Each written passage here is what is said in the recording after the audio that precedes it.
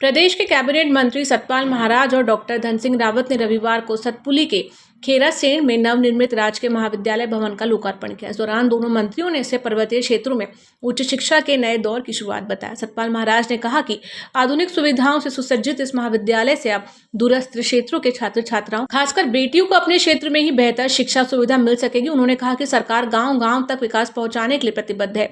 वहीं डॉक्टर धन सिंह रावत ने कहा कि नई दिशा नीति के तहत प्रदेश में आधुनिक कक्षाएं, कंप्यूटर लैब, विज्ञान प्रयोगशालाएं और डिजिटल शिक्षण सुविधाएं विकसित की जा रही है ताकि ग्रामीण क्षेत्रों में युवा भी प्रतिस्पर्धी दौर से आगे बढ़ सके।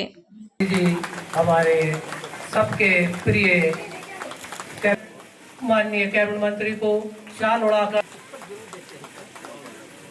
क्यों रहे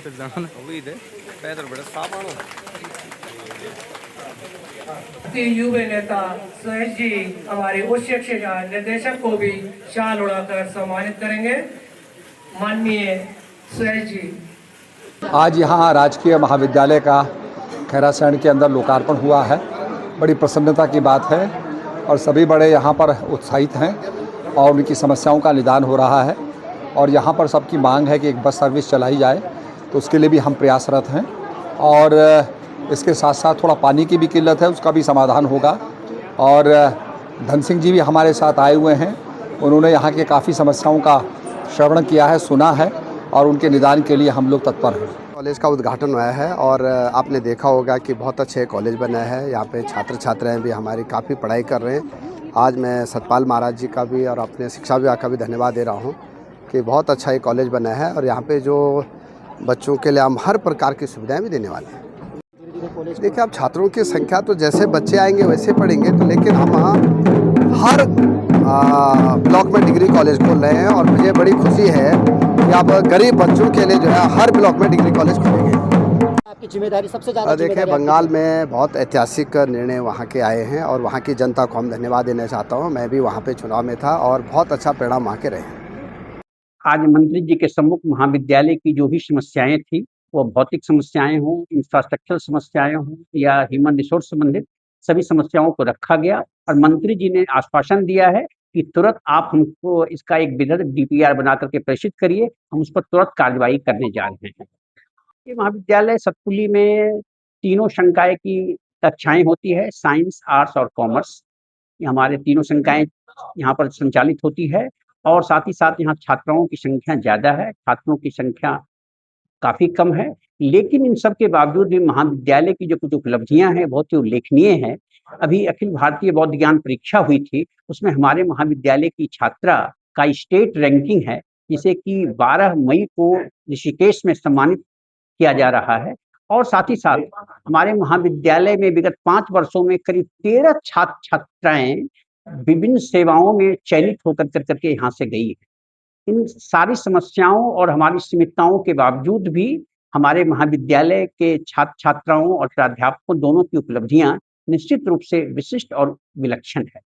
नाम विश्वनाथ खाली है और मैं आजकल निदेशक के पद पर उच्च शिक्षा में हूँ। मेरा सौभाग्य है कि मैं आज इस बहुत ही ऐतिहासिक कार्यक्रम में मैं यहाँ पे उपस्थित हो पाया। ये ईश्वर की शायद कृपा रही होगी कि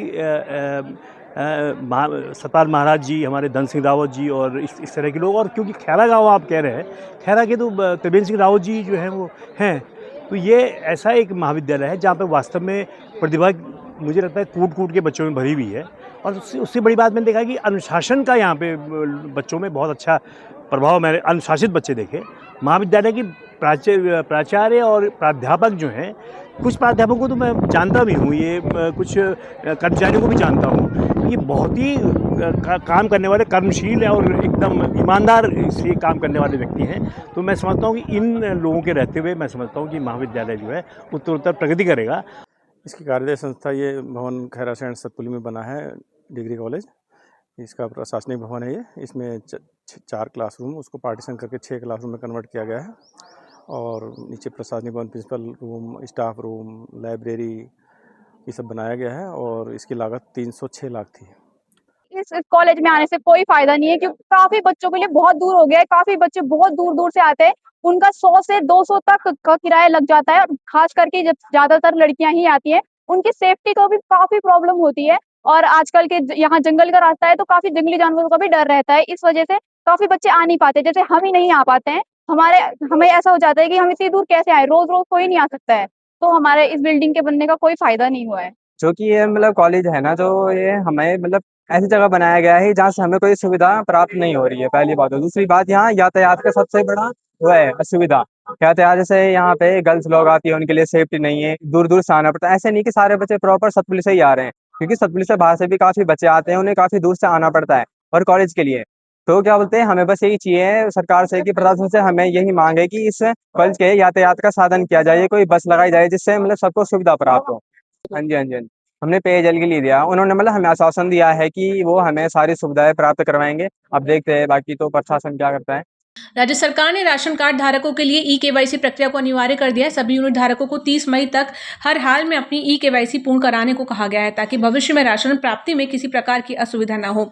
सरकार ने मेरा ई-केवाईसी ऐप तैयार किया है। इस ऐप की मदद से बुजुर्ग, दिव्यांग और असहाय राशन कार्ड धारक घर बैठे ही अपनी ई-केवाईसी आसानी से पूरी कर सकते हैं।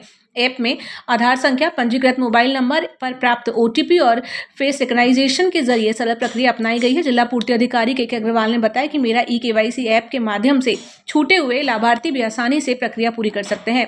विशेष रूप से जो लोग राशन की दुकान तक पहुंचने में असमर्थ हैं, उनके लिए ये ऐप काफी उपयोगी साबित हो रहा है। उन्होंने सभी राशन कार्ड धारकों से अपील की है कि वे निर्धारित समय सीमा के भीतर अपनी ई-केवाईसी अवश्य पूर्ण कर लें, जिससे कि उन्हें सरकारी खाद्यान्न का लाभ निरंतर मिलता रहे। ये देखिए, ई-केवाईसी के लिए जो है राज्य सरकार ने एक जो है एनआईसी के माध्यम से एक ऐप तैयार किया है। उस ऐप के माध्यम से घर पर बैठे जो भी कार्ड धारक छूटे हुए हैं, जो परिवार के ऐसे सदस्य हैं जो अक्षम है चलने फिरने में या राशन की दुकान तक जाने में अक्षम है, वो लोग घर पे बैठे जो है अपनी ई-केवाईसी करा सकते हैं। इसके लिए राज्य सरकार ने 30 मई तक का समय दिया है। तो जो जनपद देहरादून के समस्त कार्ड धारकों से मेरा अनुरोध है कि जो भी ऐसे लोग हैं जिनकी ई-केवाईसी नहीं हुई है, वो अपने घर बैठे ये जो है ये ऐप डाउनलोड करके और उस पर अपनी घर बैठे ई-केवाईसी करें। वर्तमान में संचालित चारधाम यात्रा व पर्यटन सीजन के दृष्टिगत कोतवाली मसूरी क्षेत्र में यातायात का दबाव निरंतर बढ़ रहा है। आम जन की सुरक्षा एवं सुगम यातायात व्यवस्था बनाए रखने के उद्देश्य से एसएसपी देहरादून के निर्देशों पर कोतवाली मसूरी पुलिस द्वारा कोतवाली क्षेत्र में ऑपरेशन प्रहार के अंतर्गत विशेष चेकिंग अभियान चलाया गया। चेकिंग के दौरान लाइब्रेरी चौक पर वैगनार कार संख्या UP 15 DZ 2906 आती दिखाई दी, जिसके डैशबोर्ड पर उत्तर प्रदेश पुलिस की PK व पृष्ठ दरवाजे पर हैंगर में उत्तर प्रदेश पुलिस के उप निरीक्षक की वर्दी टंगी नजर आई। जिस पर शक होने से उक्त वाहन को रोक कर चेक किया गया तो वाहन चालक द्वारा अपना नाम विनय सिंह पुत्र संजय सिंह निवासी मेरठ बताया, जो नशे की हालत में वाहन चलाता हुआ मिला, जिसके साथ उसके 3 अन्य साथी भी वाहन में बैठे मिले।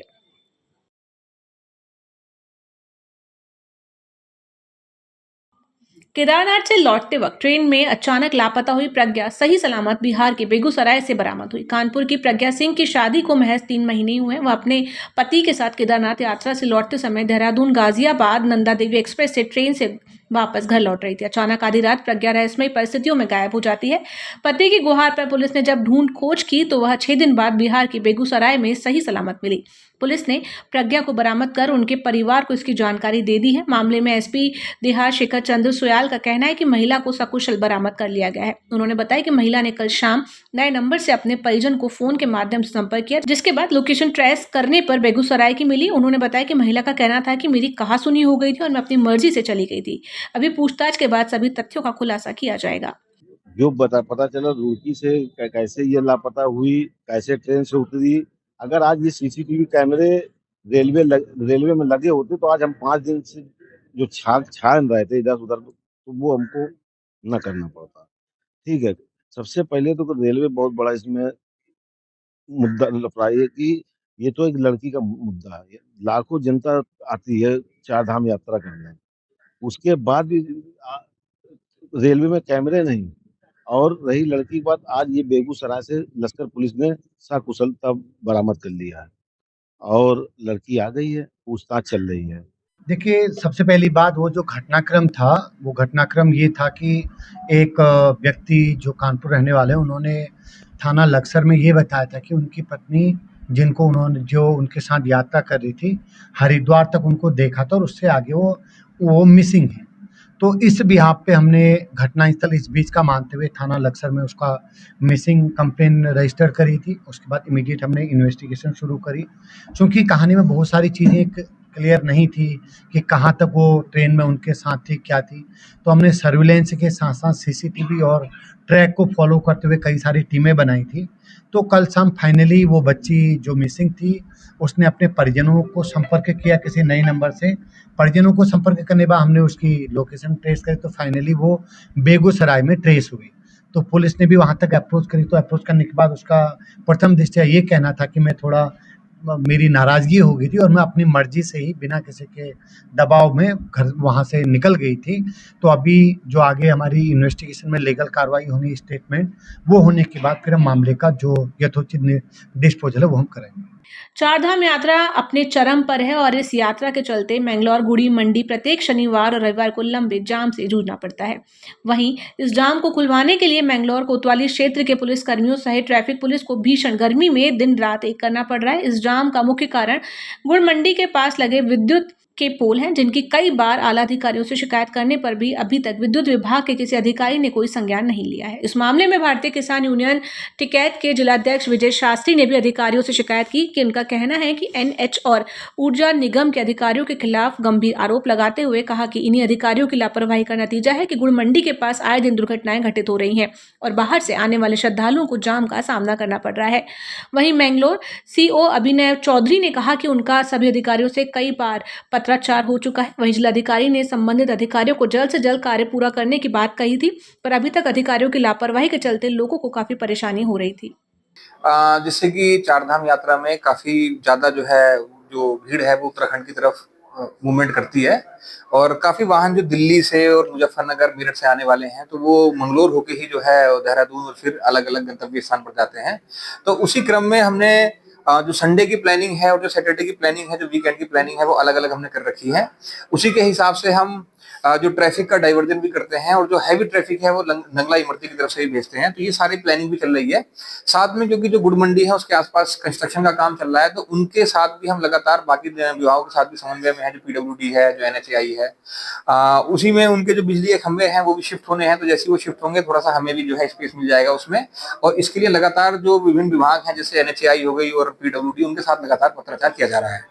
काम हुआ इसलिए रुका हुआ कि जो यहाँ विद्युत विभाग है हमारा, विद्युत विभाग की इतनी मनमर्जी चल रही कि जो वहाँ खंबे खाली खड़े जिससे सड़क में अवरुद्ध हो रहा है, सड़क बन नहीं पा रही, तो उन खंभों को बिजली विभाग वहां से नहीं हटा पा रहा है। और अब जब यात्रा का चारधाम यात्रा का हमारा सीजन चला हुआ तो चारधाम यात्रा में हमारे वहां से जाम की स्थिति बनी रहा। गर्मी में बच्चे और यात्री बहुत परेशान हो तो बिजली विभाग तो केवल छापे मारने में, लोगों के ट्रांसफर तारने में, कनेक्शन काटने में व्यस्त हो, उसे आम जनता से कोई लेना देना नहीं है। हम ये कहना चाहते हैं यहाँ के बिजली विभाग को कि जल्दी से खंभों को वहां से हटाया जाए ताकि वो मंडी के सामने जो पुल का निर्माण चला हुआ वो जल्दी पूरा हो और चारधाम यात्रा में आने वाले यात्रियों को कोई दिक्कत ना हो।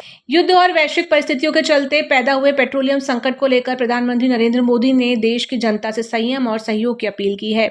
प्रधानमंत्री ने कहा कि देशवासियों को पेट्रोल, डीजल, खाद और सोने जैसी चीजों की गैर जरूरी खपत कम करनी चाहिए। प्रधानमंत्री ने लोगों से आह्वान करते हुए कहा कि जिस तरह कोविड काल में देशवासियों ने मिलकर चुनौतियों का सामना किया था उसी तरह अब भी जिम्मेदारी निभाने की जरूरत है। उन्होंने सुझाव दिया कि लोग निजी वाहनों की बजाय मेट्रो और कारपूलिंग का ज्यादा इस्तेमाल करें और 1 साल तक गैर जरूरी सोने की खरीद से बचने का संकल्प लें। प्रधानमंत्री ने इस आह्वान को उत्तराखंड के कैबिनेट मंत्री गणेश जोशी ने अपनाया, जिसके तहत आज मंत्री ने अपनी बड़ी गाड़ी न लेकर सड़क पर इलेक्ट्रिक स्कूटी लेकर उतरे। क्योंकि आज जो वैश्विक संकट पैदा हुआ है उसमें हर व्यक्ति को अपना योगदान सुनिश्चित करना चाहिए।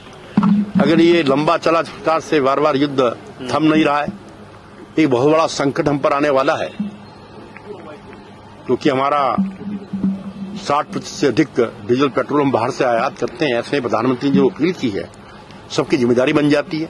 ऐसे में मैंने संकल्प लिया है कि मैं जितने हमारे लोकल काम होंगे, जो शहर के अंदर हमने जाना होगा, आसपास जाना होगा, हम एक्टिवा का प्रयोग करेंगे, गाड़ी से नहीं जाएंगे। और एक इलेक्ट्रिकल स्कूटर मैं आज खरीदने जा रहा हूं ताकि ऊर्जा की बचत हो। और मैं सभी से अपील करता हूं कि प्रधानमंत्री जी ने जो अपील की है उस पर अपना योगदान दें।